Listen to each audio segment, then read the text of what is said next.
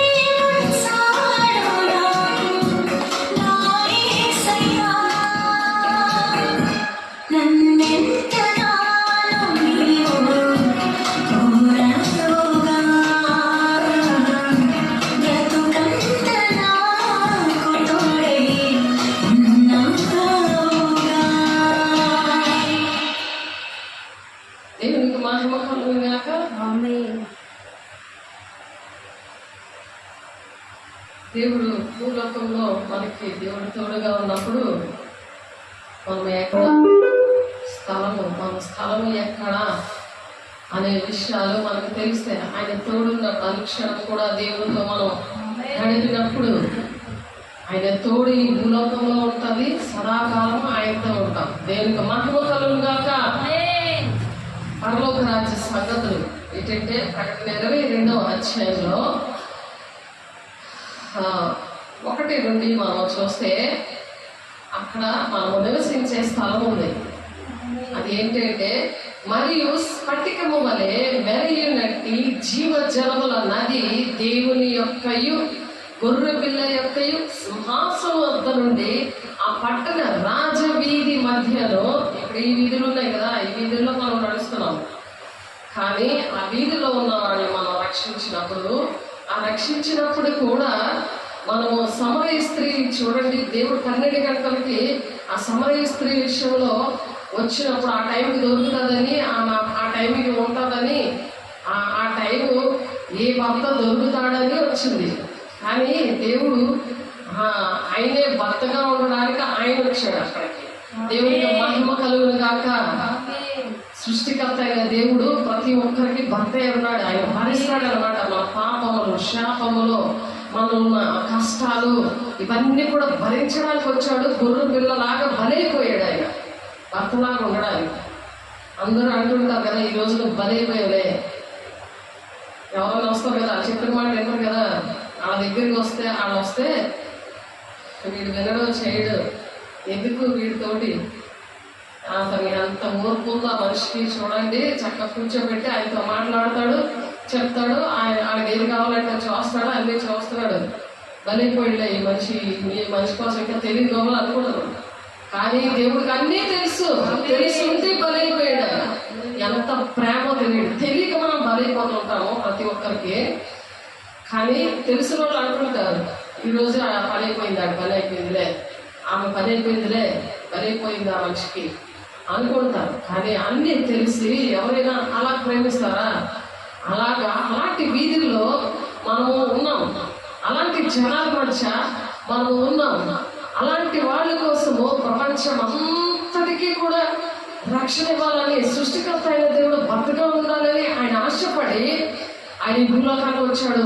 ఆ భూలోకంలో ఎవరైతే దేవునికి ఇష్టపడి ఆయన త్యాగాన్ని గ్రహించి, ఆయన ప్రేమని గ్రహించి ఆయనలా ఉండాలని, క్రీస్తు కలిగిన సంపూర్ణత గలవారు మగు వరకు మేము అన్ని విషయంలో ఎదగాలి అనుకున్న ఒక ఆశ ఉన్న వాళ్ళని దేవుడు ఆయనలా వాడుకోవడానికి ఇష్టపడతాడు.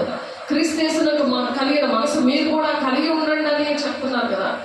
ఆ విధంగా వాక్యము ఆయన దేవుడు శరీరధారి మన మధ్య నివసిస్తున్న దేవుడు మనతో ఏం మాట్లాడుతున్నాడో పక్కన పెట్టేస్తే, ఈ దినము ఎక్కడ ఉండడానికి ప్లేస్ ఉండొచ్చేమో, కానీ పరలోక రాజ్యంలో మాత్రం ప్లేస్ ఉండదు.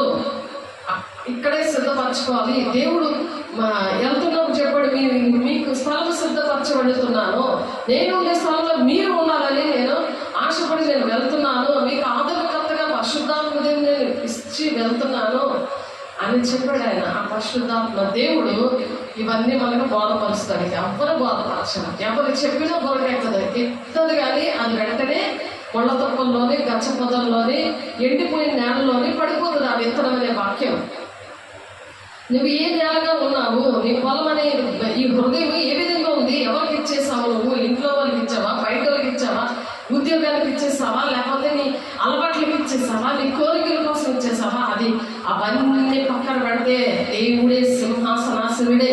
ఆయన మన మధ్యలో ఉన్న దేవుడు నీ హృదయంలోనికి రమ్మని ఆహ్వానించాలి. అసలు పక్కన ఉండి ఆయన పక్కన ఉంటాడు కానీ నీకు ఆత్మీయ నేత్రాలు లేక దేవుని యొక్క ప్రేమ తెలియలేకపోతుంది. దేవుణ్ణి ఈ వాక్యం వింటున్నప్పుడు దేవుణ్ణి అడగాలి, దేవా నా హృదయంలోనికి రండి అని చెప్పి హృదయంలో ఉన్న చెత్త చెదారం అంతా తీసేయాలి. తీసేస్తేనే ఆ లోకంలో ఉంటూ నువ్వు పరలోక రాజ్యము మన మధ్యకు వచ్చి ఉన్నది అని వాక్యం ఉంది కదా. పరలోక ప్రార్థన కూడా అలాగే ఉంది కదా. కాబట్టి ఆ విధంగా ఆ పరలోక ప్రార్థనలో పరలోకమందు నెరవేర్చినట్లు భూలోకమందును నెరవేర్చబడుతుంది. పరలోక రాజ్యంలో భూమి కట్టబడటానికి దేవుడు ఒక గొర్రె పిల్ల యొక్క సింహాసనం వద్ద నుండంట ఆ పట్టణపు రాజవీధి మధ్యలో ప్రవహిస్తుందంట. ప్రవహించుట ఆ దూత నాకు చూపించింది అంటున్నాడు యోహాను భక్తుడు దర్శనంలో చూసి. ఈనాడు కూడా దర్శనాలు దేవుడు అపొస్తలుల బోధలో ఇచ్చాడు. ఆ దర్శనాలు మర్చిపోయి మరి దేవుని మాటలు అంట లేకపోతే కట్టులేక వారు తిరుగుతారని సామెతల గ్రంథంలో 29వ అధ్యాయంలో ఉంటుంది. అలాగా కట్టులేని 29 చూడండి, ఒకసారి చూడండి. అలా కట్టులేని తిరిగే వారిగా ఉండకూడదు దేవుని బిడ్డ. అవన్నీ తెలిసి కూడా దేవుడు దర్శనాల ద్వారా, ప్రవచనాల ద్వారా, సేవకుల ద్వారా, వాక్యం ద్వారా మాట్లాడితే మరి అలాగా కట్టు లేకుండా తిరిగే వారిగా ఉండకూడదు. ఒకసారి ఆలోచించండి, ఎలా ఉన్నామనే వాక్యమనే ఉదక స్నానము హెబ్రీయులకు రాసిన పత్రికలో ఉన్నది కదా. మరి ఆ వాక్యం అనే ఉదక స్నానంలో అలాగా దేవుణ్ణి మరి మనం గమనించుకొని దేవుని దగ్గర సరి చేసుకున్నప్పుడు దేవోక్తి లేకుండా ఇవన్నీ వింటూ కూడా ఎలా ఉంటున్నారంటే దేవోక్తి లేని ఎడల దేవోక్తి అంటే దేవుని మాట నీలో లేకపోతే జనులు కట్టులేక తిరుగుదురు. ధర్మశాస్త్రం అనుసరించేవాడు ధన్యుడు. ధర్మశాస్త్రం అనుసరించేవాడు. పాత నిబంధన కొట్టువేయబడింది అనేసి మొత్తం అంతా పాత నిబంధన ఏంటంటే బ్లూ ప్రింట్ అనమాట. ఇప్పుడు బిల్డింగ్ కట్టాలంటే ఫస్ట్ పునాది ఎరగేస్తారో అలాంటిది. ఆ పునాదిని నెరవేర్చాడు కొత్త నిబంధన. కాబట్టి అలాంటి బోధనలో విని సర్వనాశనం అయిపోవడానికి మరి ఆ హృదయంలో అటువంటివన్నీ తీసివేయాలి. వాక్యం ఎలా చెప్తుంది, పరిశుద్ధాత్మ దేవుడు నీతో వాక్యము ద్వారా ఎలా మాట్లాడుతున్నాడు. మనుషులు మాట్లాడితే అది వేస్టే. పరిశుద్ధాత్మ దేవుడు నీతో మాట్లాడతాడు. నువ్వు ఎప్పుడైతే సరి చేసుకుంటావో ఆ హృదయంలో సింహాసనాశనుడిగా ఆయన ఎప్పుడైతే నువ్వు ఆహ్వానిస్తావో, తలుపులు మూసున్న నీ హృదయమైన తలుపుల్ని ఎప్పుడైతే నువ్వు తెరుస్తావో అందులో దేవుడు వచ్చి నీకు బోధిస్తాడు. అది బోధిస్తేనే నువ్వు చెప్పగలవు, నువ్వు నడవగలవు, ఇంకొకరిని నడిపించగలవు. దేవునికి మహిమ కలుగును గాక. అప్పట్లో ఆ పట్టణంలో ఎప్పుడైతే ఇక్కడ వీధుల్లోని నీ గ్రామాల్లోని దేశంలో నువ్వు నడిపిస్తావో అప్పుడు దేవుడు చేసే పని ఏంటో తెలుసా? ఆ పట్టణపు రాజవీధి మధ్యలో ప్రవహించుట ఆ దూత నాకు చూపించింది. అలాంటి దర్శనాలు వస్తాయి. ఈ దర్శనాలు వచ్చినవి కూడా దేవుడు నేను ఎక్కడెక్కడ వాడుకుంటానని వాళ్ళ బాధ్యతలు నీకు అప్పచెప్పాడో అలాంటి వాళ్ళతో నువ్వు మాట్లాడు. నువ్వు అక్కడికి వెళ్తే నేను వాడుకుంటాను, వాళ్ళ పరిస్థితి ఇలా ఉంది అని ఎంత మందితో మాట్లాడారో మీకు తెలుసు. నేను అవన్నీ వివరిస్తే వాక్యము మరి లేట్ అయిపోతుంది. కాబట్టి ఆ పట్టణపు రాజవీధి మధ్యలో ప్రవహించుట ఆ దూత నాకు చూపాను. ఆ నది యొక్క ఈవలను ఆవలను జీవవృక్షముండెను. ఆ నది దగ్గర ఏంటి ఉంది? ఆ జీవజల నది ఏంటంటే ఆ సమరయ స్త్రీకి ఏం చెప్తాడంటే నేను ఇచ్చే నీళ్లు త్రాగువాడు ఎన్నటికీ తప్పికొన్నాడు అని. తప్పికొన్నాడు అంటే నీ లోకానుసారమైన జీవితం నీకు ఉండదు. దేవుని యొక్క దాహమే ఉండదు నీకు.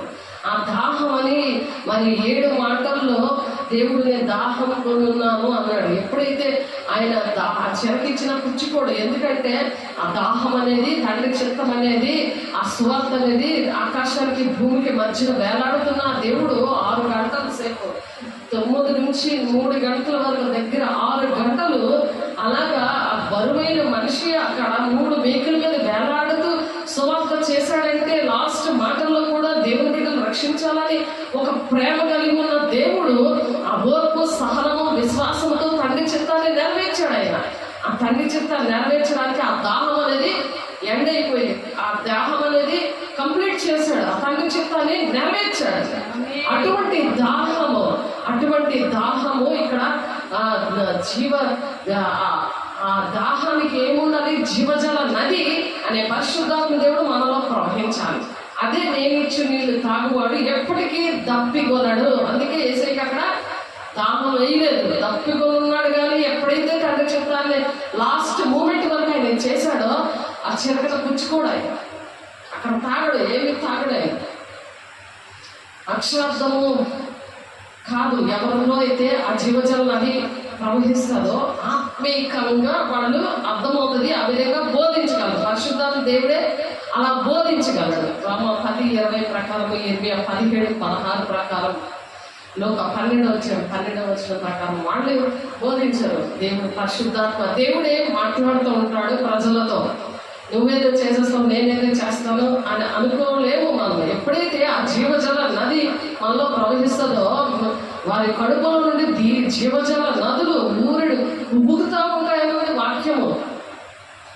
ఆ జీవజల బొగ్గలు ఉన్న ఆ నది లాంటిది ఇక్కడ భూలోకంలో దేవుడు ఇచ్చిన ఆ పరిశుద్ధాత్మ దేవుడు దాన్ని మనం వాడుతున్నప్పుడు మనం ఎక్కడికి వెళ్తామో పరలోక రాజ్యంలో ఆ స్థలంలోకి వెళ్తాం. ఆ స్థలము ఎలాగ దేవుడు వర్ణిస్తున్నాడు, యోహాను గారికి చెప్పాడు, ఆయన వర్ణించాడు, మనకి చక్కగా అందుబాటులో పెట్టాడు. కాబట్టి ఆ పట్టణము రాజవీధి మధ్యన ప్రవహించుట ఆ దూత నాకు అది ప్రవాహంలో ప్రవహిస్తుంది. ఆ నది యొక్క ఈవలను ఆవలను జీవవృక్ష ఫలాలు ఉన్నాయి. ఆ జీవవృక్ష ఫలాలు ఎలా ఉన్నాయి, అవి తింటే ఎప్పటికీ చచ్చిపోవడం అనమాట. దేవునికి మహిమ కలుగును గాక. వాళ్ళు ఎప్పటికీ చచ్చిపోరు. వాళ్ళు ఎప్పుడు కూడా దేవునితో జీవిస్తూ ఉంటారు. వాళ్ళకి ఇష్టమా కాదా? దేవునికి మహిమ కలుగును గాక. దేవునికి మహిమ కలుగును గాక. అలాగా మనం జీవించాలంటే ఆ జీవ వృక్ష ఫలము అది భూలోకంలోనే ఉండేది. అప్పుడు ఆదాము హవ్వల్ని దేవుడు మాట్లాడతారు, అన్నీ తినచ్చు, జీవవృక్ష ఫలము అన్నీ కూడా మీరు తినచ్చు, కానీ మంచి చెడులు తెలివినిచ్చే వృక్ష ఫలం మాత్రం మీరు తినకూడదు అని చెప్తే సాతానుడు వెళ్ళి అదే తినిపించాడు. కాబట్టి మనం నిత్యము దేవునితో జీవించే పరిస్థితులన్నీ కోల్పోవలసి వచ్చింది. కానీ రెండో అవకాశం ఇచ్చాడు దేవుడు. రెండో అవకాశం ఇచ్చి దేవుడు ఏం చేశాడంటే, రెండో అవకాశం ఇచ్చి దేవుడు ఆ పరిస్థితులన్నిటి నుండి కూడా దేవుడు విడిపించాడు. ఇప్పుడున్న పరిస్థితులన్నీ విడిపించి దేవుడు ఏంటంటే జీవజల వృక్ష ఫలాలు భుజించే రెండవ అవకాశం ఇచ్చాడు. ఈ భూలోకంలో మనం ఎంత కరెక్ట్గా ఉంటామో, నీతిగా న్యాయంగా ఉంటామో, అప్పుడు యుగకాలం కూడా దేవునితో జీవించే పరిస్థితులు దేవుడు ఇచ్చాడు. దేవుడికి మహిమ కలుగును గాక.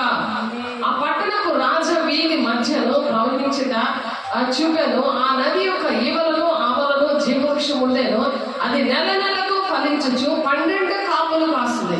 అక్కడ మనం ఉండేది ఏంటంటే దేవుని రాజ్యంలో ఉన్నప్పుడు, దేవుని పరిశుద్ధ రాజ్యంలో మనం ఉన్నప్పుడు అక్కడ దేవుడు ఏం చేస్తారంటే ఆ ఫలాలు నెల నెల నిత్యము జీవించగలము. నెక్స్ట్ అక్కడ జీవించాలి అని అంటే ఆ జీవవృక్ష ఫలాలు మనం భుజిస్తుంటే యుగాలు కూడా మనం జీవం కలిగి ఉంటాము దేవునితో. దేవునికి మహిమ కలుగును గాక. ఎక్కడైతే మనం ఈ మంచి చెడులు ఆ చెట్టు ఫలములు తిన్నప్పుడు ఆ మంచి చెడులు తెలుస్తున్నాయి, కానీ చిన్నపిల్లలు లాంటి ఆ హృదయం లేదు. ఆ హృదయం పరిశుద్ధాత్మ పొందుకున్నప్పుడు వస్తుంది. దేవుని యొక్క గుణాలు అప్పుడు వస్తాయి, దేవుని యొక్క రూపురేఖలు వస్తాయి. శిష్యునికి ఎలా వచ్చాయి, ఆయన గుణాలు వచ్చాయి. పరిశుద్ధాత్మను పొందుకున్నప్పుడు ఆయన రూపురేఖలు వచ్చాయి. కాబట్టి ఇక మీదట శాపగ్రస్తమైనది దానిలో ఉండదు. దేవుని యొక్క గొర్రెపిల్ల యొక్క సింహాసనము దానిలో ఉండను. ఆయన దాసులు ఆయనను సేవించు, ఆయన ముఖదర్శనం చేయుదురు. ఆయన నామము వారి నొసలయందుండును. ఆయన దాసులు ఆయనను ఎప్పుడు కూడా సేవిస్తూ ఉంటారు, ఎప్పుడు కూడా ఆయన ఆరాధిస్తూ ఉంటారు. అక్కడికి మనం వెళ్ళి ఏం చేస్తాము, ఆయన ఆరాధిస్తూ ఉంటాము, ఆయన ముఖదర్శనం చేస్తూ ఉంటాము. ఆయన నామం ఎక్కడ ఉంటుంది? ఇక్కడ ఎందుకు పొట్టు పెట్టుకోరు? ఆయన నామము ఇక్కడ నొసళ్ళ మీద ఉంటుంది. ఇక్కడ నువ్వు పెట్టేసుకుంటే నువ్వు చచ్చిపోయిన వాడు లెక్క, చచ్చిపోయిన కథ పెడతారు. ఒకసారి ఆలోచించండి. ఇక్కడ ఆయన నామం ఆ నొసళ్ళ మీద ఉంటుంది, నా బిడ్డ అని చెప్పి ఆయనతో యుగాలు ఉండడానికి దేవుడు అట్టి కృప మనకి అనుగ్రహించిన గాక. రాత్రి ఎప్పుడు కూడా ఉండదు అక్కడ. రాత్రి ఇక్కడ రాత్రి పగలు ఉంది కదా, ఆ రాత్రి అస్సలు ఉండదు అనమాట. రాత్రి అనేది ఉండదు. రాత్రి ఇక ఎన్నడూ ఉండదు. దీపకాంతి అయినను సూర్యకాంతి అయినను వారికి అక్కర్లేదు. ఇక్కడ సూర్యుడు చంద్రుడు ఉన్నాడు రాత్రి పగలు అవడానికి. కానీ ఆ సృష్టికర్త అయిన దేవుడు సృష్టించాడు వాటిని, కానీ అదైతే అక్కడ ఉండదు. కానీ కాంతి ఏమో వారికి అక్కర్లేదు. ఆ కాంతి అక్కర్లేదు, కాంతి అనేది అక్కర్లేదు. కానీ కాంతి ఎవరో తెలుసా? దేవుడైన ప్రభువే వారి మీద ప్రకాశిస్తూ ఉంటాడు. దేవుడైన ప్రభు ఏం చేస్తాడు? ఆయన మన మీద ప్రకాశిస్తూ ఉంటాడు. ఆయన 1000 కోట్ల సూర్యుడి కాంతితో తండ్రి అయిన దేవుడు కుమారుడైన యేసయ్య అక్కడ ఏంటంటే ఆ పరిశుద్ధాత్మ దేవుడు మరి అక్కడ 1000 కోట్లు ఆ సూర్యుల కాంతితో అక్కడ ప్రకాశిస్తూ ఉంటారన్నమాట. వారు యుగములు రాజ్యం చేస్తారు, వారు యుగములు కూడా రాజ్యం చేస్తారు. రాజ్య బిడ్డలుగా మనము యుగాలు కూడా మనం సదాకాలము ఆయనతో ఉంటాము అని చెప్పి ఒక హోంవర్క్ ఇచ్చారు.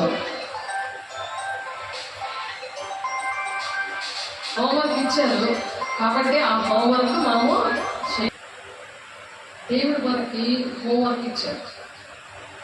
ఆ హోంవర్క్ ఏంటంటే సర్వలోకానికి వెళ్ళి సర్వ సృష్టికి కూడా ఇటువంటి దేవుని యొక్క మాటలు ప్రకటించినప్పుడు వాళ్ళు దేవుని రాజ్యానికి వస్తారు. పాపంలో శాపంలో ఉన్నవాళ్ళు భయం వస్తుంది వాళ్ళకి. దేవునితో మనము దేవునికి ఇష్టంగా ఉన్నప్పుడు సదాకాలము దేవుడితో మనం ఉంటామని. కాబట్టి మత్తయి 28 అధ్యాయం 18, 19, 20 వచనాలలో మరి సదాకాలము దేవుడితో ఉంటారంట.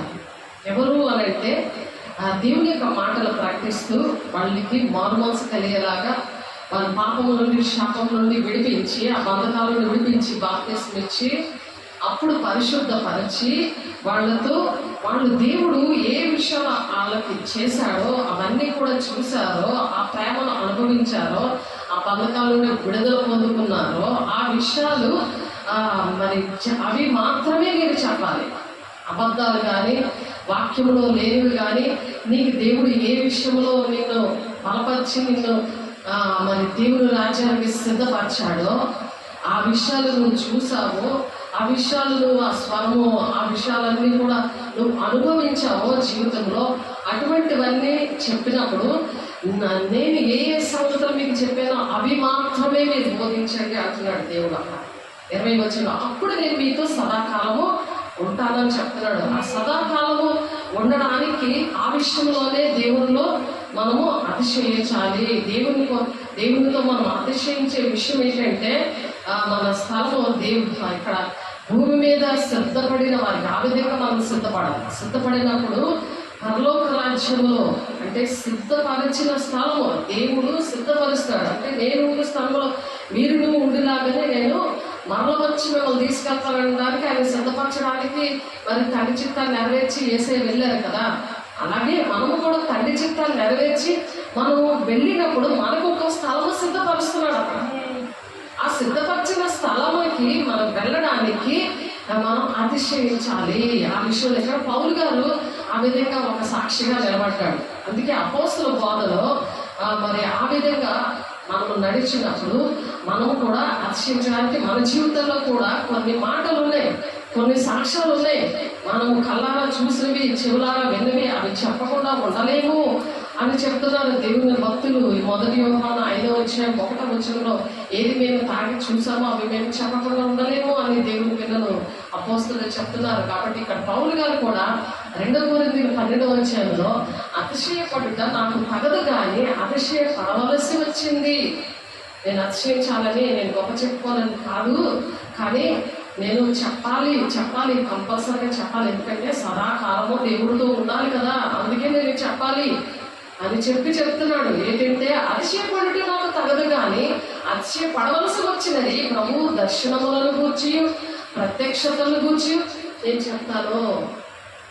ప్రతి ఒక్కరు కూడా అదే చెప్పాలి, ఆయన అలా మహిమపరచాలి. అలాగే మనకి అతిశయం పడడానికి అర్హత లేదు, మన గొప్పతనాలు కాదు ఇవి. కానీ ఆయన దర్శనం ఎలాగ దర్శనంలో చూపించారు. వైజాగ్ నుండి విజయనగరం రావడానికి మరి పేదోళ్ళ మధ్యన దేవుడు ఎలాగా వాడుకోవడానికి ఇష్టపడ్డాడు. ఆ హృదయాన్ని చూశాడు. మనుషులకు ఆ హృదయం అర్థం కాదు. వాళ్ళ మనోనేత్రాలు గుడ్డితనం కలుగు చేస్తాయి. యుగ సంబంధమైన దేవత వాళ్ళ హృదయాన్ని వాళ్ళ మనోనేత్రాలు గుడ్డితనం కలుగు చేస్తాయని ఉంది వాక్యం. కాబట్టి ఆ గుడ్డితనంలో ఉన్నప్పుడు వాళ్ళకి అర్థం కాదు. కాబట్టి ఈ విషయాలు మీరు చెప్పాలి. చెప్పి మీరు రావడమే కాదు, స్వార్థపరులాగా ప్రతి ఒక్కరూ రావాలి అని చెప్పి అతిశయపడుట నాకు తగదు కానీ అతిశయపడవలసి వచ్చింది. ఎందుకంటే నా గొప్పతనం నా దేవుడు ఉన్నాడు, ఆయన చూసుకుంటాడని నువ్వు ఛాలెంజ్గా చెప్పగలవు ఏ విషయానికైనా. ఎందుకంటే నువ్వు దేవుని బిడ్డగా బ్రతుకుతున్నావు కాబట్టి, న్యాయంగా నీతిగా బ్రతుకుతున్నావు కాబట్టి, క్షమించి ప్రేమిస్తున్నావు కాబట్టి, అందుకు ప్రభు దర్శనాలను గూర్చి ప్రత్యక్షతల గురించి నేను చెప్తున్నాను, దేవుడు నాకు ఇలా దర్శనం ఇచ్చి నన్ను ఇలా వాడుకుంటానని, పేదోళ్ళ మధ్యన, పాపంలో శాపంలో ఉన్నవారి మధ్యన నన్ను వాడుకుంటానని వాళ్ళ విషయంలో నాతో మాట్లాడారు. లేకపోతే మరి గవర్నమెంట్ ఎంప్లాయీగా గవర్నమెంట్ ఉద్యోగం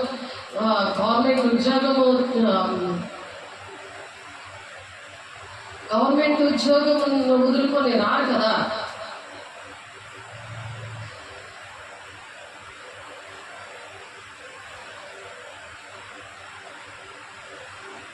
కుటుంబాన్ని వదులుకొని రారు కదా.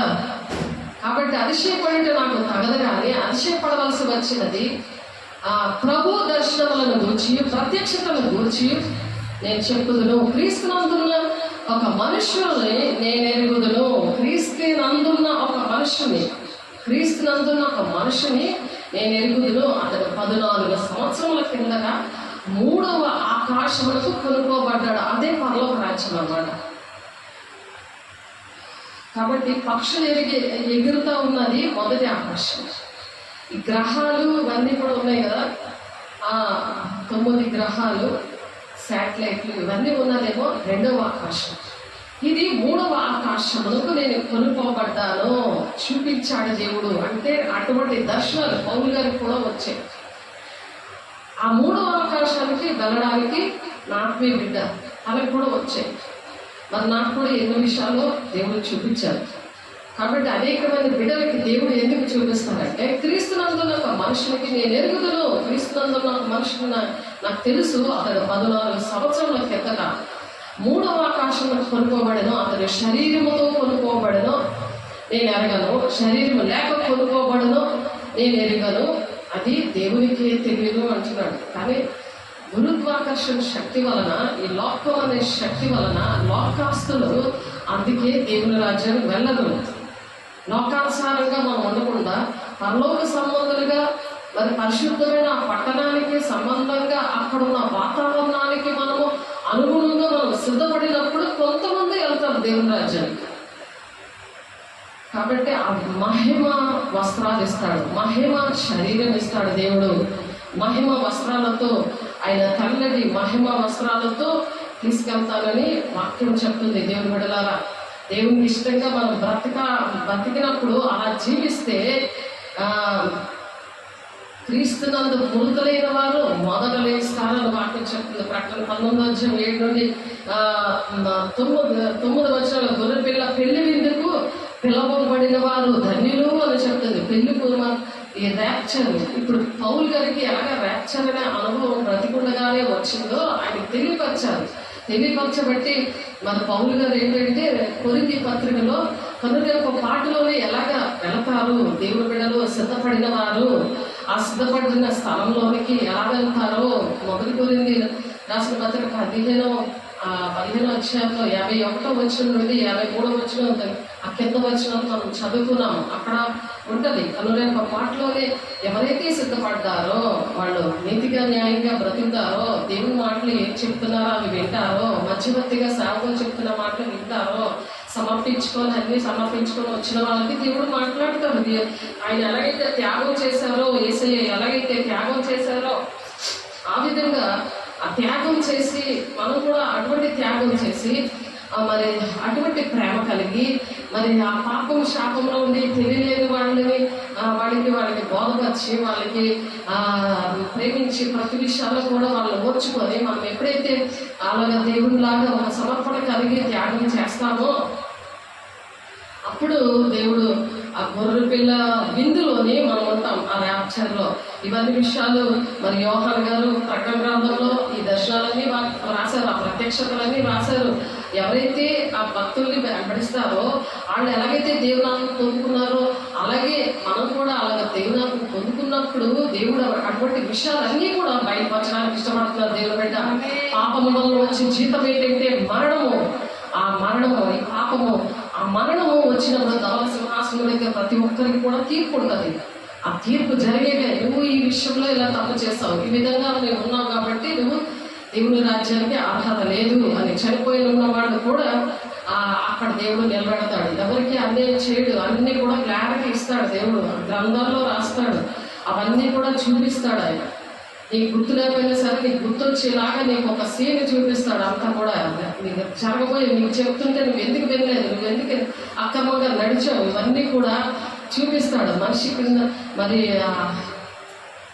ఆదాము కూడా చెప్పిన మాట వెనక మంచి చెడులు వృక్ష ఫలాల్లో తిన్నప్పుడు మరి ఆయన కూడా చనిపోయిన పరిస్థితి అయిపోయింది. ఆ జీవవృక్ష ఫలాలను అక్కడ నోవాహు దినాల్లో ఉన్నప్పుడు, ఆ జలప్రళయంలో ఉన్నప్పుడు ఆ జీవవృక్ష ఫలాలే మరి పరలోక రాజ్యానిలో పెట్టాడు ఆయన.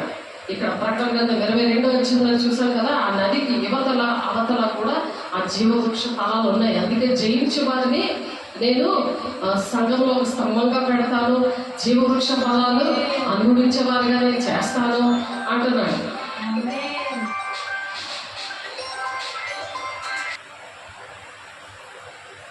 దేవుడుండే స్థలంకి మనం ఉండాలని దేవుడు ఈ మాటలు చెప్తున్నారు. కాబట్టి ఎప్పుడైతే మనము పైన వాటి కోసం మనం వెతికాము అనుకోండి, ఇక్కడ ఉండి మనము ఎలా ఉండాలంటే వలసలు రాసిన పత్రికలో 3వ అధ్యాయంలో పౌలు గారు ఆకాశంలోకి ఆయన వెళ్ళాడు కదా. శరీరంతో కొనుక్కోబడను నేను ఎరగను, శరీరం లేక కొనుక్కోబడను నేను ఎరగను అని చెప్తున్నాడు కదా. మరి మనము దేవుని యొక్క మహిమ వస్త్రాలు ధరించుకొని మహిమతో మనం వెళ్తాం. కాబట్టి మీరు క్రీస్తుతో కూడా లేపబడ్డవారైతే, క్రీస్తుతో కూడా లేపబడ్డం అంటే ఏంటంటే యేసయ్య మరి ఆయన ప్రాణం పెట్టాడు కదా. ఆయన మన కోసం ప్రాణం పెడితే మనం బాప్తిసం తీసుకున్నప్పుడు మన పాపములన్నీ కూడా ఆ నీటిలో వెళ్ళిపోతాయి. యేసయ్య రక్తం అనే నీటిలో అవి కడగబడతాయి అన్నమాట. ఆ పరిశుద్ధ రక్తంలో కడగబడతాయి. అవి దర్శనాల రూపంలో దేవుడు మాకు చూపించాడు.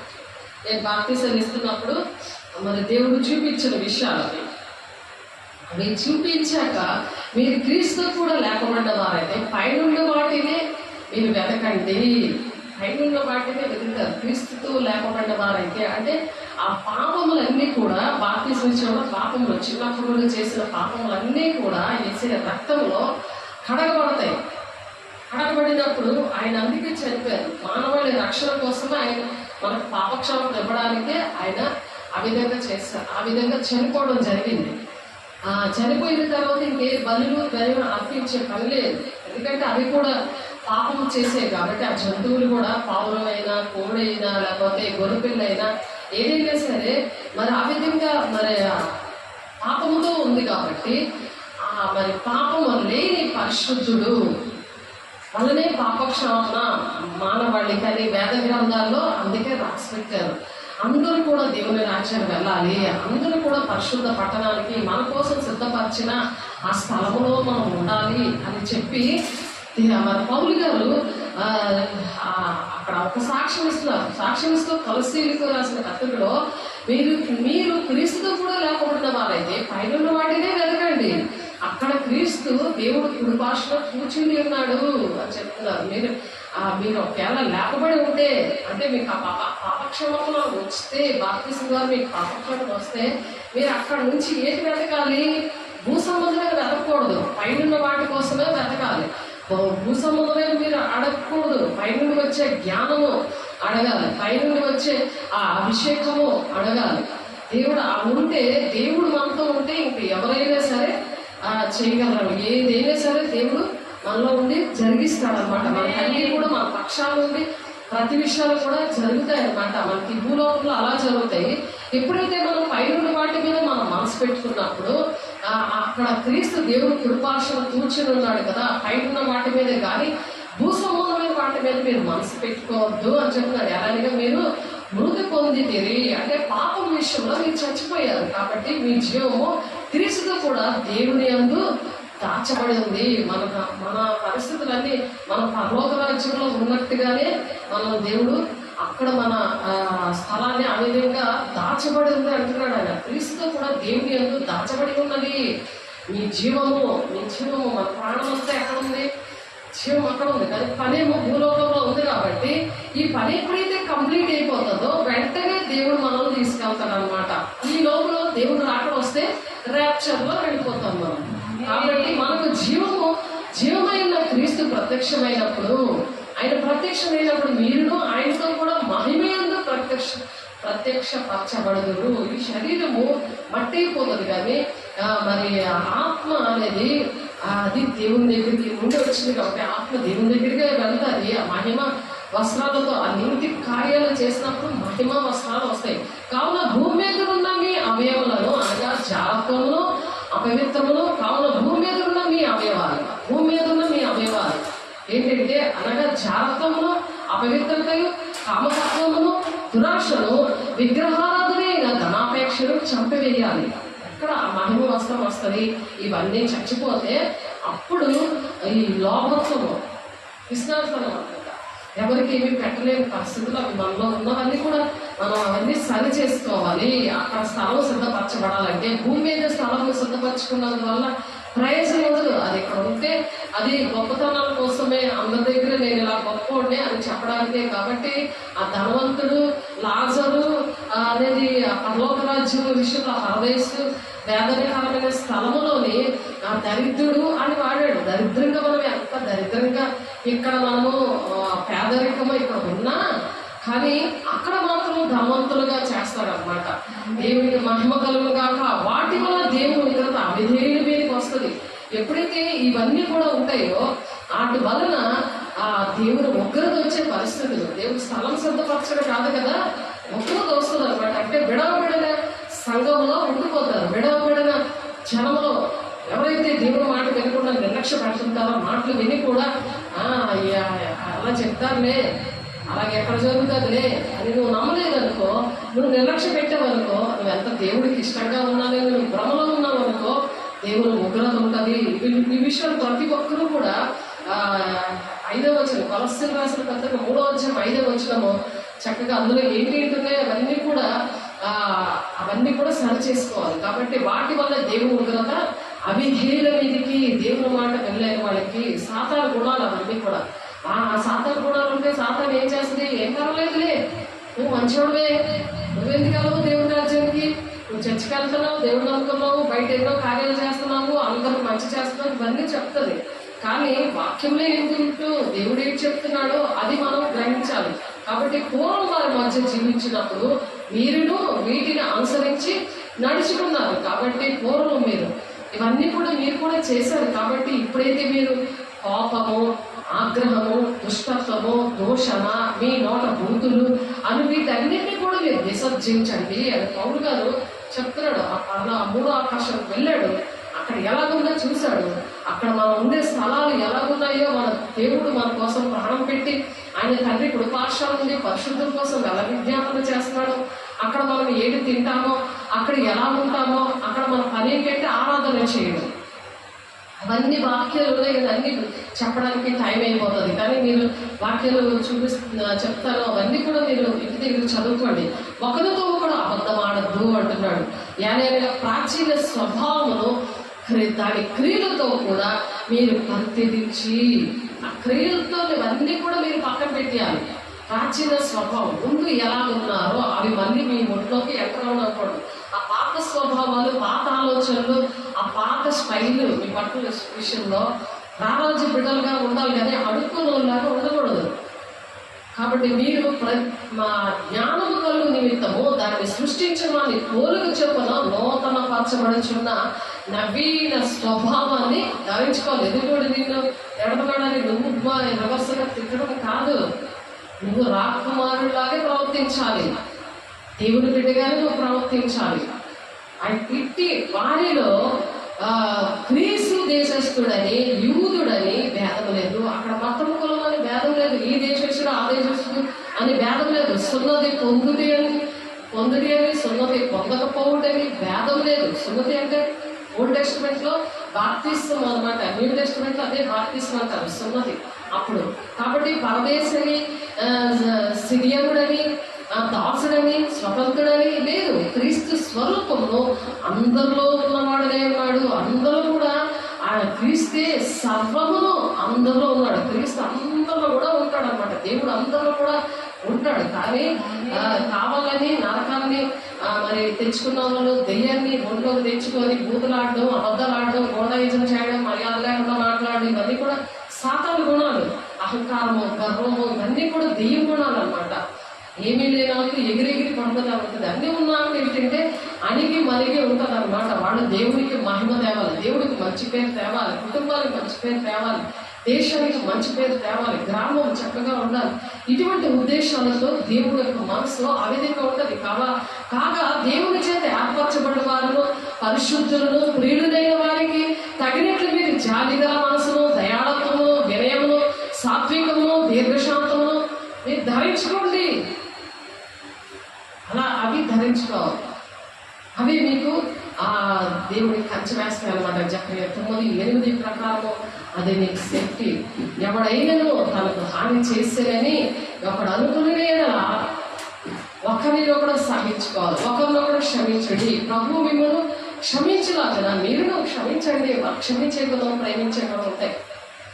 ఆ గుణాలు లేవనుకో మీలో సాధారణ ఉంటాడు అనమాట.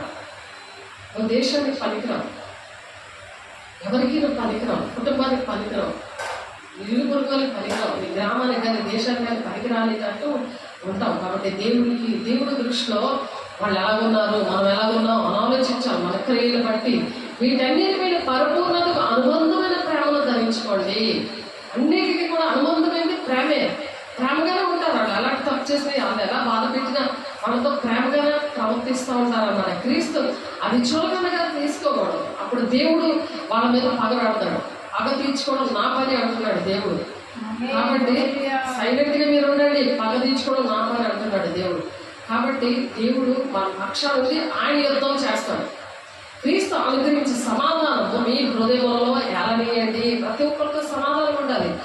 శత్రువులు ప్రేమించండి, హింసించే వాళ్ళ కోసం ప్రార్థన చేయడం అన్నాడు. ఎందుకంటే పగ తీర్చుకున్నవాడు దేవుడు అనమాట. క్రీస్తు అనుగ్రహించే సమాధానం మీ హృదయంలో ఏలనీయుడి. ఇందుకొరకే మీరు ఒక శరీరముగా పిలవబడితే, ఒక శరీరముగా పిలవబడ్డారంటే క్రీస్తుకి సంఘానికి క్రీస్తు శరీరంగా ఉంటాడు. ఆ శిరస్సుగా ఆయన ఉంటే ఆ శరీరం అంతా కూడా ఆ శరీరంలో ఉన్న అవయవాలన్నీ కూడా ఒక సంఘం అనమాట. సంఘము అది ఎక్కడైనా సరే సంఘం అంటే అర్థం అదనమాట. కాబట్టి దేవుడు శిరస్సుగా ఉంటాడు. దేవుడి పిల్లలతో వాళ్ళకి శిరస్సుగా ఉండి నడిపిస్తాడు. లేకపోతే సాతాండే వాళ్ళకి శిరస్సుగా ఉండి మర్యాద లేకుండా ఉంటారండి. సంస్కారం లేకుండా, చదువు సంస్కారం లేని ప్రజల్లాగా ఉంటారనమాట. గోండాయిజం చేస్తుంటారు. మర్యాద మంచి అంటే తెలియదు, అది అహంకారంతో గర్వంతో ఉంటారు. అండ్ ఆ సాతానికి ఉండే లక్షణాలు. కాబట్టి సంగీతములతోనూ, కీర్తనలతోనూ, ఆత్మ సంబంధమైన పద్యములతోనూ ఒకరినొకరు బోధించుకొని పాటలు ఎందుకు పాడతారు? కొంతమంది మాటలు, దేవుడి మాటలు అర్థమవు, కానీ మంచి మ్యూజిక్గా ఉండి చక్కగా పాడితే ఆ పాట అది హృదయంలోకి వెళ్తారు. దానివల్ల వాళ్ళు మారుతారు. అందుకనే సంగీతంతోనూ, కీర్తనతోనూ, ఆత్మ సంబంధమైన పద్యములతోనూ ఒకరికొకరు బోధించుచు, బుద్ధి చెప్పుతూ, కృపాసహితముగా మీ హృదయంలో దేవుని కూర్చొని గానము చేయొచ్చు. సమస్త విధములైన జ్ఞానముతో క్రీస్తు వాక్యము మీలో సమృద్ధిగా నివసింపనియండి. క్రీస్తు వాక్యం ఎలా ఉండాలంట? సమృద్ధిగా వాక్యము కొంచెం ఉండేది, కొంచెం ఉంటే కొంచెమే దేవుడు ఉంటాడు. సమృద్ధిగా నీలో ఒంట్లో వాక్యం ఉందనుకో ఎలా ఉంటావు? దేవుని పోలి ఉంటావు, దేవుని గుణాలతో ఉంటావు అనమాట. కాబట్టి వాక్యం అనేది దేవుడి మాటలు మనం అలాగా మోసుకొస్తున్నామంటే కృష్ణుడు ఉన్నాడు, అందుకే నీకు నచ్చట్లేదు అని గుర్తుపెట్టుకోవాలి. మరియు మన మాట చేత కానీ, క్రియ చేత కానీ మీరేమి చేసినో ప్రభు యేసు ద్వారా తండ్రి అనే దేవునికి కొంత ఆస్తులు చెల్లించు సమస్తము ఆయన పేరట చేయండి. ఆయన బుద్ధిలో పెట్టుకొని చేయాలి. ఎవరైనా ప్రేమించాలన్నా, క్షమించాలన్నా, వాళ్ళకి హెల్ప్ చేయాలన్నా ఆయన బుద్ధిలో పెట్టుకొని చేయాలి. కానీ మనకేదో గొప్పలు రావాలని చేయకూడదు. కాబట్టి ఇక్కడ నా కుటుంబం కోసం కూడా అక్కడ 21వ వచనం వరకు చెప్పారు. 22వ వచనంలో దాసులారా మనుషులు సంతోష పెట్టేవారైనట్టు ఉండక, అందులో ఏంటంటే మనుషులు సంతోషపెట్టినట్టు అందరూ కనబడాలని ఏదైనా చేస్తారు, అలా చేయకూడదు. కంటికి కనబడాలని కాక ప్రభువునందు భయపడచ్చు, శుద్ధాంత కారణము గలవారే శరీరం బట్టి మీ యజమానులైన వారికి అన్ని విషయాల్లో విధేయత కలిగి ఉండాలి. నేర్చుకుంటున్నప్పుడు విధేయత కలిగి ఉండాలి. విధేయత కలిగి దేవుడి మాటలు నేర్చుకోవడానికి ఒక విధేయత కలిగి దేవుడి మాటలు విన్నప్పుడు మనకు స్థలం ఎక్కడ సిద్ధపరిచారో అది చెప్తాం. కానీ ఎవరు పెట్టారో వాళ్ళు వస్తారు, చెప్పడమే మన పని అంతే. ఎవరి ఇష్టమో వాళ్ళది, బలవంతమేమీ ఎవరికి ఉండదు. కానీ ఇంట్లోనైనా బయటైనా మనం అందరికీ పిల్లలకైతే పెద్దోళ్ళకైతే ఇలా చేయకు, ఇలా చేస్తే నీకు ఇది పరిస్థితి వస్తుంది, ఇలా నష్టపోతావు అని చెప్తాము. కానీ వెళ్ళేటప్పుడు అది నష్టం కలిగినప్పుడు వాళ్ళకి అర్థమవుతుంది. అది ఇహలోకంలో అలా జరుగుతుంది. కానీ దేవుని యుగగాలు ఉండేది అది చాలా నష్టపోతాం. కాబట్టి దేవుడి మాటలు చాలా విలువైనవి. దానికి మతము, కులము, భేదము లేనే లేదు. సాతానుడు పెట్టాడు ఆ విభేదాలన్నీ కూడా. ప్రేమ లేకుండా చేసింది సాతానుడే. కాబట్టి మీరేమి చేసిందో అది మనుషుల నిమిత్తము కాక ప్రభు నిమిత్తమే అని మనస్ఫూర్తిగా చేయండి. దేవుడు ఏది మనకు చేసినా, ఏ మంచి పనులు చేసినా దేవుడి కోసమే. నేను దేవుడి కోసం చేస్తాను. మనుషులకు చేస్తే దేవుడు చేసినట్టు లెక్క వస్తుంది. కాబట్టి మన స్ఫూర్తి మనం అలాగా అనుకోవాలి. మీరు ప్రభుని క్రీస్తులకు అలా మీరు దాసులే ఉండండి.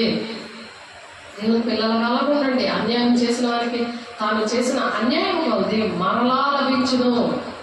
అన్యాయం చేశాడనుకో, ఇతరులు ఎవరిగా అన్యాయం చేసినప్పుడు వాళ్ళకి దేవుడు ఇస్తాడు. అది అన్యాయం చేసినందుకు అన్యాయం కొలది మరలా లభించును. పక్షపాతం ఉండదు.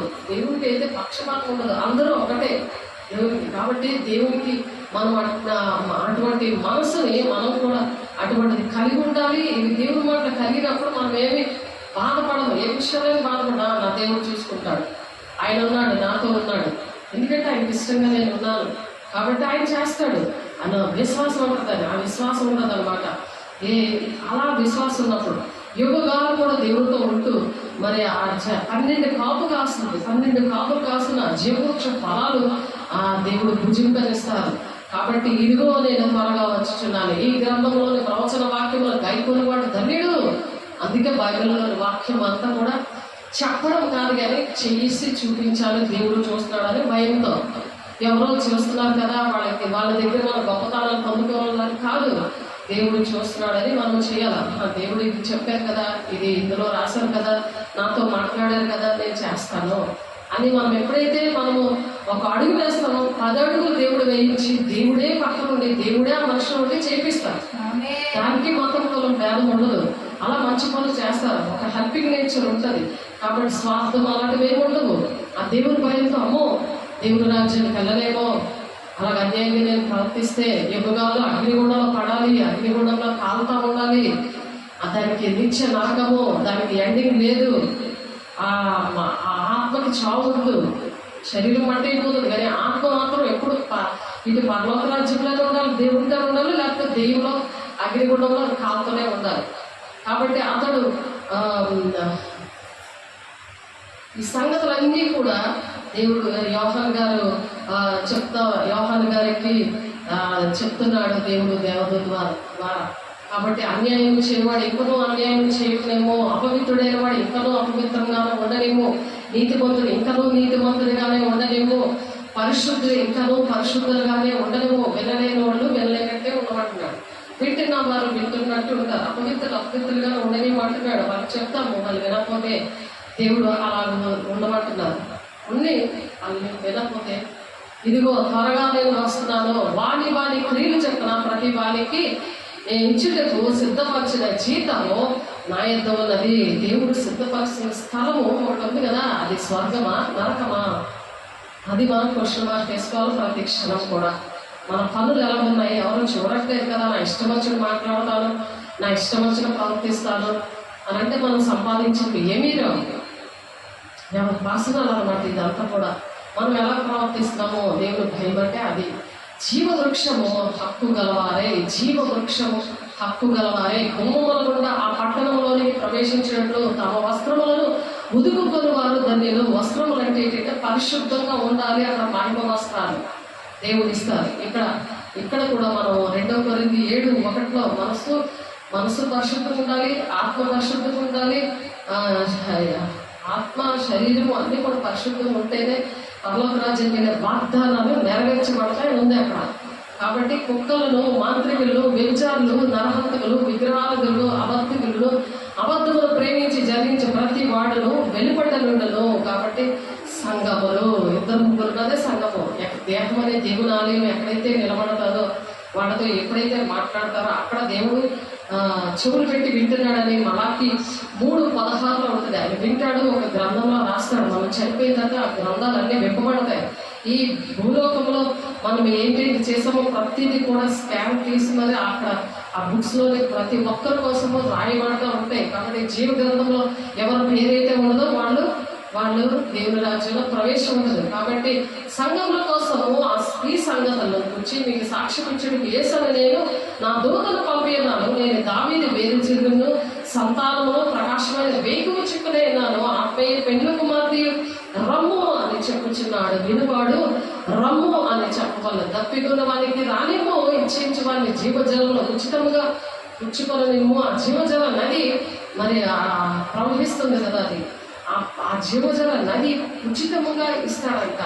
ఈ గ్రంథం ఉంటున్న ప్రవచన వాక్యంలో విని ప్రతిభానికి నేను ఏంటి సాక్ష్యం చెప్తున్నానంటే అంటున్నాడు ఇక్కడ యోహాను గారు.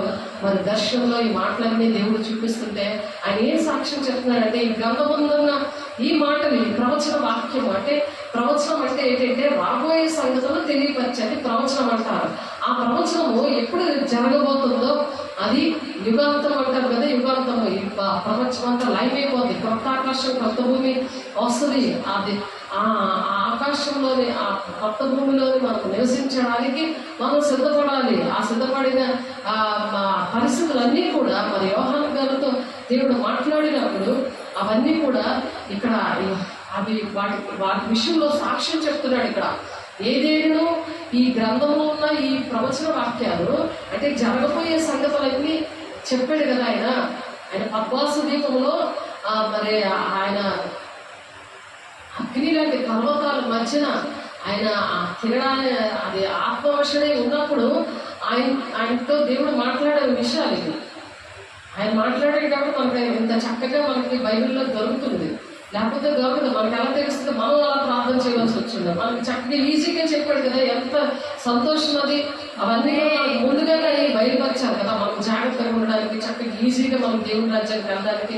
ఇప్పుడు టెక్స్ట్ బుక్ అంతా చదవలేము. గైడ్లో ఆన్సర్లు అన్నీ కరెక్ట్గా ఉన్నాడు, బేగ ఎగ్జామ్ రాయడం ఎంత ఈజీయో అలాగే ఈ ప్రవచన గ్రంథముల్లో ఏదైనా అవి ఏమైనా తీశారు అనుకోండి, ఏమైనా ఎవడైనా వాటిలో మరి ఏదైనా కలిపినేడా ఈ గ్రంథంలో రాయబడిన తెగులు దేవుడు వారికి కలుగజేయను. ఏది తీసేసినా, ఏదైనా కలిపి చెప్పినా, తీసి చెప్పినా, ఎక్స్ట్రా చెప్పినా తెగుళ్ళు వస్తాయంట.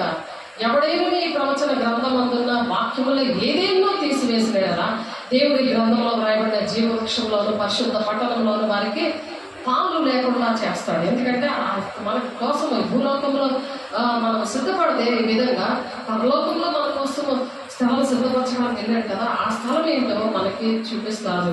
ఆ స్థలం సిద్ధపరిచిన దానికి మనం ఎక్కడ మన ఆత్మ మనం చనిపోవచ్చు, లేకపోతే దేవుడైనా రావచ్చు. గర్జించి సింహం వలె ఆయన మరి కొదమ సింహంలాగా ఆయన రాబోతున్నాడు. ఆయన బోరధ్వని మధ్యాకాశంలో దేవదూతలు బోర ఊదుతున్నప్పుడు మరి మనం కనురెప్ప పాటలోనే మనము దేవుని రాజ్యానికి మూడో ఆకాశానికి వెళ్ళడానికి సిద్ధంగా ఉండడానికి మనం ఈ సంగతులన్నీ కూడా దేవుడు నేర్పించారు ఇది నాన్న.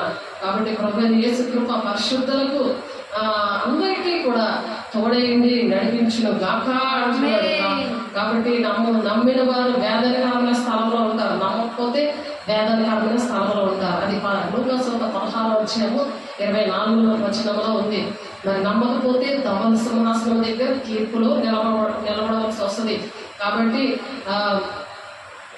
మరి లాజరు ధనవంతుల విషయంలో అక్కడ అన్నీ కూడా క్లియర్గా ఉంటాయి. కాబట్టి భూమి మీద నాకు ఇష్టం వచ్చినట్టు నేను నడుస్తాను అని మనం జీవించకూడదు. దేవునికి ఇష్టంగా మనం బ్రతుకుతున్నామా లేదా అని మనం చెక్ చేసుకోవాలి. అది మనకే చాలా లాభం. ఎందుకంటే ఆ సుందరమైన పట్టణం, బంగారమైన పట్టణానికి మనం ఆ విధంగా వెళ్ళడానికి దేవుడు ఇష్టపడుతున్నాడు. కాబట్టి ప్రకటన 5వ అధ్యాయం 11 నుండి 14 వచనాలు, ప్రకటన 7వ అధ్యాయం 9 నుండి 10 వచనాలు, అలా 17 వచనాల్లోని, మళ్ళీ కీర్తన 92:1 వచనంలోని, 2 మొదటి దశలకి 5వ అధ్యాయంలో ఇక్కడ అంతా కూడా అక్కడ ఒక పని అప్పచెప్పాడు. ఏంటంటే ఆయన నిత్యము ఆరాధించాము. అక్కడ నుండి మనం చేసిన పని ఏంటంటే అదనమాట. మళ్ళీ హెబ్రీయులకు రాసిన పత్రిక 12:22 నుండి 24 వచనంలో ఆయనతో సహవాసం చేయడం. వేలాది దేవదూతలు ఉంటారు.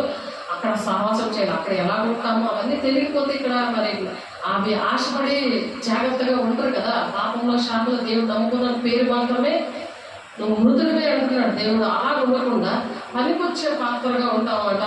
కాబట్టి ఆయన్ని సేవించమని చెప్తున్నారు ప్రకటన 22:3లో. అలాగే 1 కొరింథీయులు 12:13లో ఆయన ముఖకాంతిని చూస్తాము. అలాగే ఎఫెసీయులు 2:10లో సిద్ధపడిన సత్క్రియలు చేయడానికి మనం పని చేస్తాము అక్కడ ఇక్కడ భూలోకంలో ఉన్నప్పుడు. పౌలు గారు చెప్తున్నారు. అలాగే యెషయా 65:21-25 మరి యెషయా 11 మరి దేవుడు భూలోకంలో ఇచ్చిన పని ఏంటంటే భూమిని నిందించండి. నేను దేవుని బిడ్డలు అందరూ కూడా భూలోకంలో అందరూ కూడా దేవుని బిడ్డలుగా తయారవ్వాలి అని ఆశతో దేవుడు ఈ మాట చెప్తున్నారు. యేసుక్రీస్తు తండ్రి మరి వచ్చి ఆయన పని చేసేసాడు, కానీ ఆయన 3.5 సంవత్సరాలు ఈ విషయాలన్నీ మనకు నేర్పించారు. కాబట్టి అలా మనం నడవాలని ఫిలిప్పీయులకు రాసిన పత్రిక 1:6లో చెప్తున్నారు. మరి యెషయా 57:2లోని ప్రకటన 14:10లోని మరి మత్తయి 25:1లోని ప్రకటన 5:10 2 తిమోతి 2:10లోని దేవుడు కొన్ని మాటలు అక్కడ దేవుని రాజ్యాన్ని వెళ్ళడానికి ఎలా ఉండాలో అనే విషయాలు అక్కడ రాస్తున్నాయి. మీరు చదువుకుంటే సమయం లేదు కాబట్టి మీకు ఆ విషయాలు చెప్పడం అయింది. కాబట్టి రహస్యములు మన దేవుడైన యెహోవాకు చెందును అంటాడు. ఇవన్నీ కూడా మర్మాలు అన్నమాట. ఇవన్నీ యెహోవాకి చెందునని ద్వితీయోపదేశకాండం 29:29 ఉంది. కాబట్టి మనం ఈ ధర్మశాస్త్ర వాక్యములన్నింటినీ అనుసరించి నడుచుకున్నట్లు మరి బయలుపరచబడినవన్నీ కూడా ఎల్లప్పుడూ కూడా మనం చేసినప్పుడు మన సంతతి మన కుటుంబాలు ఈ తరాల వరకు చక్కగా మరి ఉండాలని దేవుడు ఆశపడి మాటలు చెప్తున్నారు. కాబట్టి దేవునికి మాత్రమే తెలిసి మనుషులకు తెలియకపోతే దాని మర్మము అంటారనమాట. దేవుని మాత్రమే తెలిసినవి ఇవి మర్మాలు. మనుషులకి తెలియవు, దేవుని యొక్క మర్మములు ఇవి. కాబట్టి మనుషులకు కూడా తెలిసేవి రహస్యాలు. మనకు రహస్యాలు ఏం తెలిసినా వేస్ట్. కానీ దేవుని యొక్క మర్మాలు తెలియాలంటే మనం ఈ విషయం దేవుని శక్తిని పొందుకోవాలి, దేవుని ఆత్మను పొందుకోవాలి. దేవుని ఇష్టంగా మనం బ్రతికినప్పుడు దేవుడు మాట్లాడడం స్టార్ట్ చేస్తాం.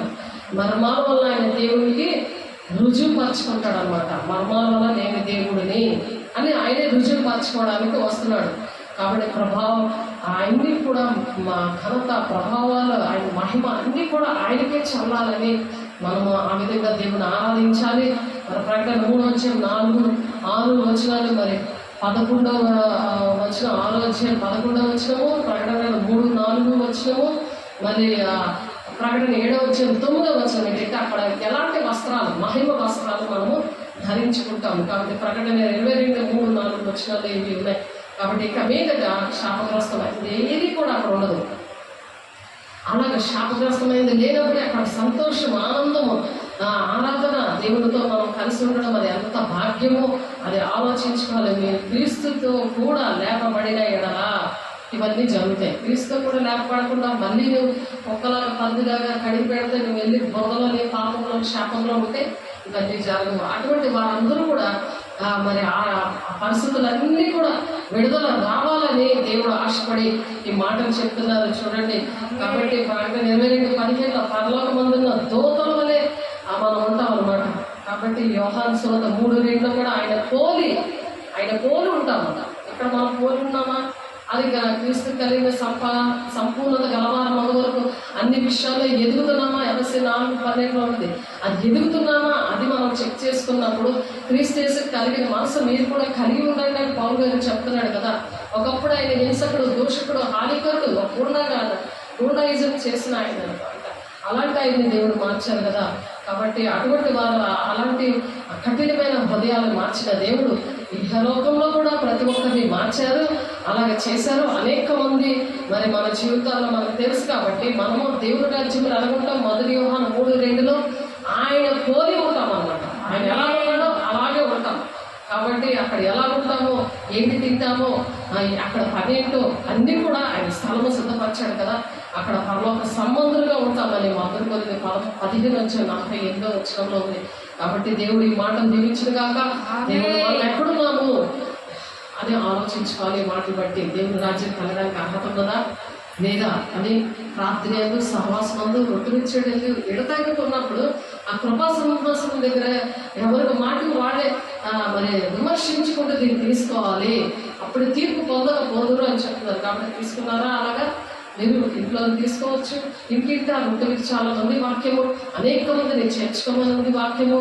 దేవుని రాజ్యాన్ని తీసుకెళ్ళాలి, ఆకాశంలో జ్యోతులలో ప్రకాశించాలి అని చెప్తున్నారు. ప్రకాశిస్తే అనేక మందిని ప్రకాశింపచేసేలాగా నువ్వు బాగుంటే అందరూ పెట్టేవారిగా, చెప్పేవారిగా, ఏది వచ్చినా ఓర్చుకునేటట్టుగా ఉండాలని దేవుడు ఆశపడి, దేవుడు అలాగైతే ఈ లోకానికి వచ్చి ఓర్చుకొని నిందలు, అవమానాలు, దెబ్బలు ఇవన్నీ కూడా భరించడం మనకి దేవుడు అవి లేకుండా ఎంత చక్కగా దర్శనం ద్వారా, ప్రవచనం ద్వారా, భక్తుల ద్వారా దేవుడు చక్కగా దేవుడి మాటలు మరి ఎంతో శ్రమలోని ఎంతమంది భక్తులు శ్రమపడి రాసిన గ్రంథంలోనివి దేవుడు ఈరోజు ఆ భక్తులు కూడా ఇక్కడే ఉండి మాట్లాడుతున్నట్టుగా మనతో మాట్లాడేందుకు దేవునికి మహిమపరుస్తూ మరి దేవుని ఆరాధిద్దాము, ప్రార్థన చేద్దాం. మహిమగల దేవా పరిశుద్ధాత్ముడా, అయా మీరు లేకుండా ఒక క్షణము మేము బ్రతకలేమని ప్రభా మరొకసారి ప్రభా నీ మాటల ద్వారా బలపరిచిన దేవా, స్థిరపరిచిన దేవా, నడిపించిన దేవా, అయా చేతులెత్తి ప్రార్థన చేస్తున్నాను ఆయన. అయా పాపములు పుట్టున్న బిడ్డల్ని ఆయన దర్శించండి, సరిచేస్తున్నాను దేవా. నీకు వందనాలు ప్రభా, మాకు స్థలపరిచింది ఈ భూలోకం కాదయ్యా, నీతో మేము యుగగాలు ఉండాలని, ప్రతి ఒక్కరు ఉండాలని ఆశపడి మీరు చెప్పిన మాటలను దీవించండి, ఆశీర్వదించండి. మీ కృపలో భద్రపరచండి, మనం పొందుకోండి.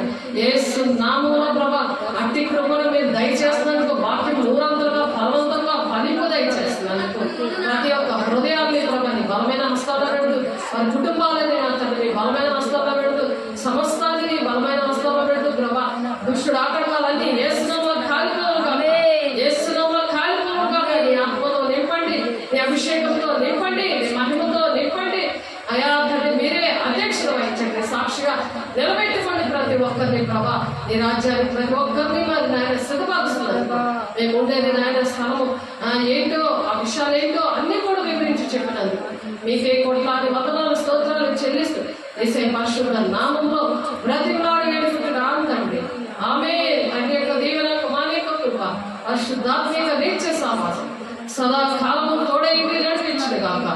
ఆమేన్. God bless you. దేవుని మహిమ కలుగును గాక. దేవుని ఆశీర్వదించును గాక. ఆమేన్.